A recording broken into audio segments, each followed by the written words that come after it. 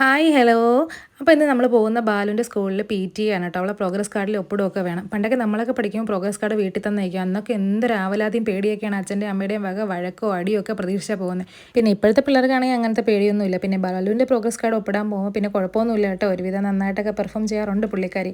അങ്ങനെ അവളുടെ ഒരുപാട് നാളത്തെ ആഗ്രഹം അമ്മ പ്രോഗ്രസ് കാർഡ് ഒപ്പിടാനായിട്ടൊരു PT ഒക്കെ വരണമെന്നുള്ളത്. അങ്ങനെ എത്തവണ എന്തായാലും അതങ്ങ് സാധിച്ചു.